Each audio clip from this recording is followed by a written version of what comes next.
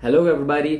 जैसे कि आप थंबनेल पे देख के आए होंगे, सीजी बोर्ड टू साइंटिस्ट। अब यहाँ पे साइंटिस्ट का वर्ड मैं यूज क्यों किया हूं, तो देखो यहाँ पे हम बेसिकली बात करने वाले हैं Indian institute of science and research के जो 7 इंस्टीट्यूट्स हैं, उसके जो एंट्रेंस एग्जाम है उसमें एडमिशन के, उसके बारे में डिस्कस करने वाले हैं। अब यहाँ पे साइंटिस्ट का मतलब ये है कि देखो, जो इंडिया के जो टॉप रिसर्च इंस्टीट्यूट है ना, और जो बाहर के भी है इवन, उनके प्रायोरिटी जो होते हैं ना, वो बेसिकली 2 इंस्टीट्यूट्स के लोग होते हैं, स्टूडेंट्स होते हैं बेसिकली। जैसे बात करें तो फर्स्ट वो लोग प्रायोरिटी देते हैं आईआईटियंस को, उसके बाद यहां से उठाते हैं। बाहर की भी बात कर रहा हूं ना, इसलिए बहुत ज्यादा इंपॉर्टेंट एग्जाम है और इसके बारे में अपन जितने भी इसके सब डिटेल्स एंट्रेंस एग्जाम से रिलेटेड वो सबको बात करने वाले, तो लास्ट तक जरूर देखना। एंड जैसे बात करें इसके इंपॉर्टेंट डेट, इसको आईआईटी भी बोलते हैं, आईआईएसईआर एडमिशन टेस्ट।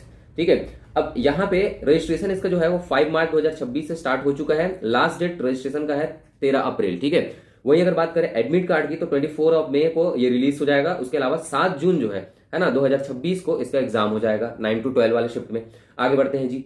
वही अगर बात करें एग्जाम पैटर्न की, तो देखो एग्जाम पैटर्न जो है वो सीबीटी होगा, कंप्यूटर बेस्ड टेस्ट होगा, ऑनलाइन होगा। वही अगर बात करें सब्जेक्ट में तो physics, chemistry, maths and bio. अब यहाँ पे समझो 15 क्वेश्चन सभी रहेंगे, टोटल 180 मिनट यानी कि 3 घंटे देंगे। यहाँ पे एक चीज समझो, आपको ना 15-15 के हिसाब से कितने हो गए, 60 क्वेश्चन हो गए। अब 60 क्वेश्चन जो है ना, उसमें आप चाहो तो 45, क्योंकि ऑब्वियस सी बात है अगर सिर्फ बायो वाले हो तो मैथ्स तो अटेम्प्ट नहीं कर पाओगे, तो 55 चाहो तो मैथ्स वाले और बायो वाले भी 55 ही दिलाओ। लेकिन ओवरऑल जो होगा, अब समझो यहाँ पे 4 नंबर मिलेंगे, तो ओवरऑल जो है वो 240 के हिसाब से बनेगा। अब 240 के हिसाब से काउंट होगा, तो यहाँ पे कई बच्चे क्या होते हैं, जिन जो पीसीएमबी वाले होते हैं ना, वो दोनों में करते हैं। तो तुम्हारी मर्जी, चाहो तो 45 ही अटेम्प्ट करो, चाहे तो उससे आगे बढ़ सकते हो। ठीक है, वही अगर बात करें इसके एलिजिबिलिटी की, तो यहाँ पे आपको एलिजिबिलिटी, अगर 12th में आप 2024, 25 या 26 में पास होंगे या अभी 12th दिलाए होंगे, तो आप इसके लिए एलिजिबल है। सब्जेक्ट की बात करें तो physics, chemistry, maths and bio है ना, उसमें से कोई 3 सब्जेक्ट जो है वो आप कर सकते हो।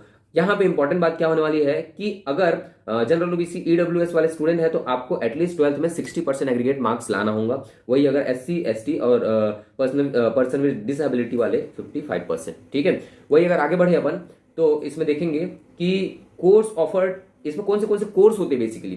तो कोर्स जो है उसमें देखो 5 ईयर के ना bachelor of science and master of science का डुअल डिग्री होता है, एक साथ एमएससी होता है ना, कंप्लीट एमएससी कराते हैं आपको 5 साल, या तो आप चाहो ना तो 4 साल बस का कोर्स कर सकते हो बीएससी का, लेकिन ये सिर्फ और सिर्फ कहाँ होता है, आईआईएसईआर भोपाल वाले कैंपस में होता है।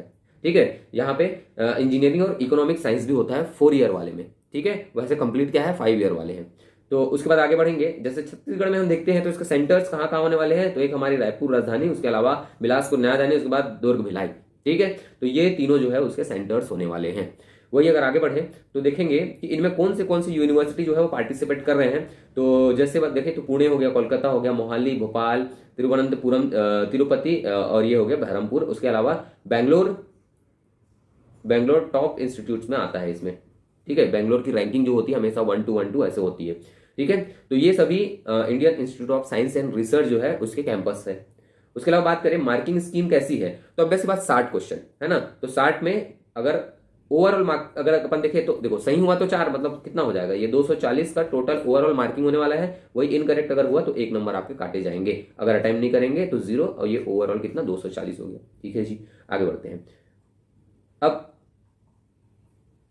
यहाँ पे कंप्लीट बातें अपन कर लिए हैं, लास्ट में फाइनल बातें जो है वो मैं आपको बताने वाला हूँ। फीस स्ट्रक्चर, अभी जो एंट्रेंस एग्जाम होगा तो फीस स्ट्रक्चर की अगर अपन बात करें तो फी जो है, अगर जो ओबीसी जनरल वाले स्टूडेंट हैं उनके 2000 है, और अगर एससी एसटी कैंडिडेट्स है तो उनके 1000 फीस है। ठीक है, तो देख लेना। अब पेपर का जो लेवल है उसको अगर मैं बताऊं, पेपर के लेवल के बारे में बताऊं, तो देखो 60 क्वेश्चन आपको 3 घंटे दे रहे हैं, तो उससे अंदाजा लगा लो। नीट से कंपेयर करो, 180 क्वेश्चन होते हैं, यहाँ पे 60 क्वेश्चन बस दे रहे हैं आपको, तो लेवल जो है ना वो अच्छे खासे होने वाले हैं, क्योंकि ऑब्वियस सी बात है भाई, छोटा मोटा एग्जाम है नहीं।